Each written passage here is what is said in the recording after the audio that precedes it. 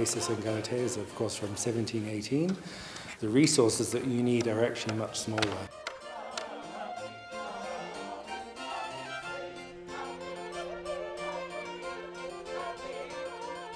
It was exactly just about 9 years ago that Aaron Carpenet called me from Rome. I was living in Washington, and Aaron asked me if opera had ever been performed in Bhutan. And I had been working here for about 10 years at that point. And I said, I don't know, Aaron, but I'll find out. And the answer was no.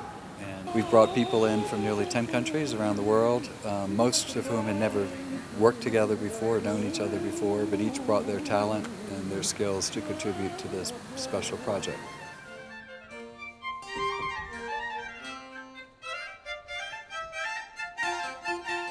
The theme of this opera comes from ancient Greek mythology. And so it's more related to an older tradition that we have, our older culture.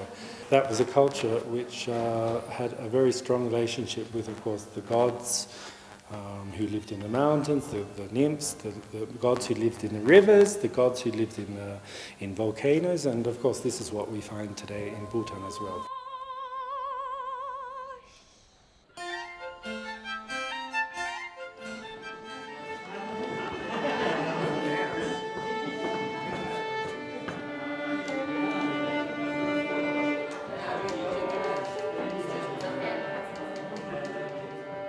So I'm in love with Galatea, and there's a cyclops, a monster, who's also in love with her. So he's jealous and he kills me, and then Galatea uses her powers to transform me into a river, and then she can be with me forever. And I also think it's an interesting thing to do because the idea of transformation is already here in Bhutanese culture.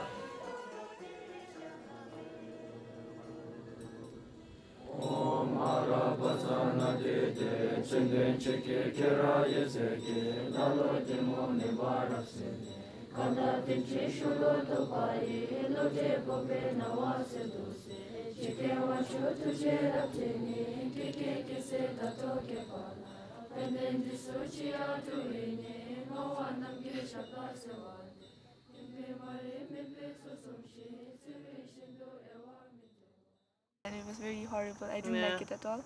And then once he gave me this, and then I liked it very much, and then he told me to keep it. Because I started on a smaller violin actually. Because I started on 3/4 violin, it's slightly smaller, shorter bow.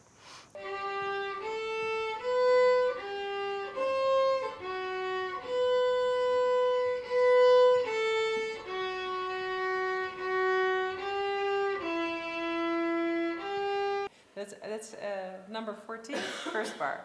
1, 2, 3.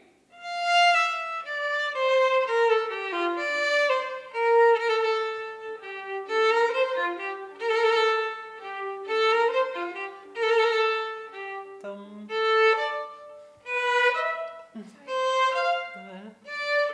Short. Yeah, and for example, a bar like.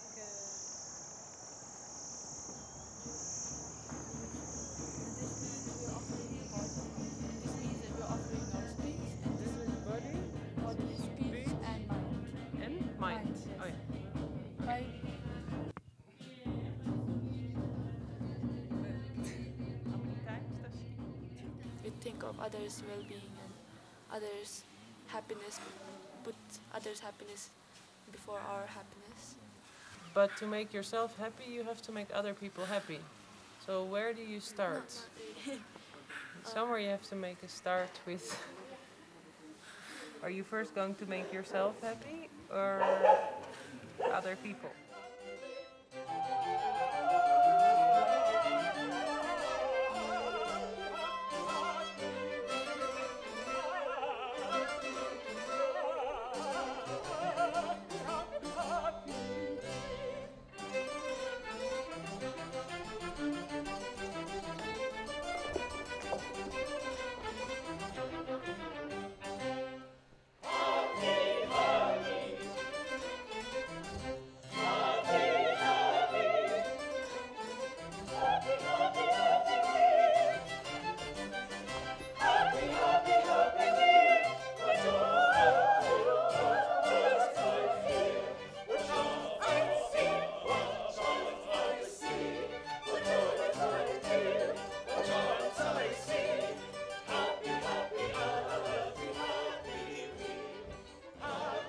I think for the people in town, doesn't really have a. It's not even known that this opera is going on, so it will be mainly for the elite.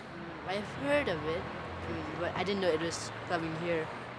The problem is the rest of the population who never have experienced it, and they will never experience it because they're not invited or the tickets are just too expensive. This will be a month loan for a Bhutanese to enter here for an hour and 10 minutes.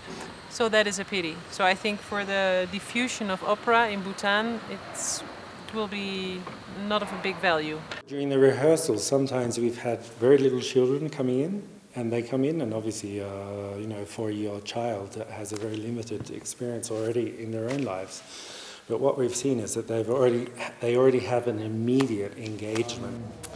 I think, no, I feel good because we're working with a really good team. It's a wonderful, and we've worked hard, and we've prepared everything that we can, and so whatever happens, happens. We'll do our best.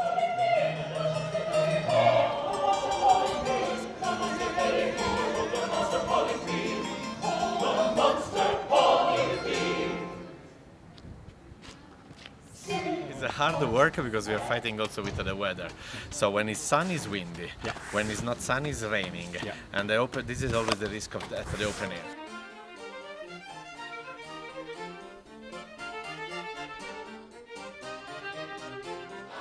We're all freaking out, obviously, but we need to work out the balance with orchestra, chorus, to make sure it doesn't sound too amplified, get it as natural as possible, but still have a unity of sound around. I cannot have more. I have one long and another long, because if I put another third line...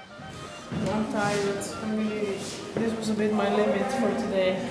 You don't have to go to the people because they continue to play to the song and it's disturbing me and people are laughing and they're doing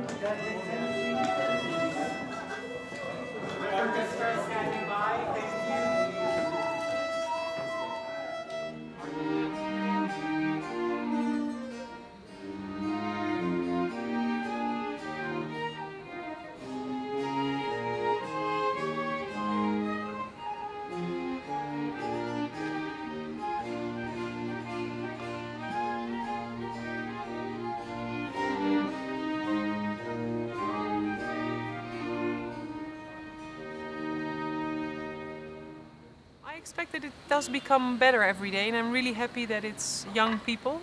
So they really want to collaborate, they want to understand, they still want to learn. I'm happy that it's people of 20, 25 sitting here and not 40, 45 or up.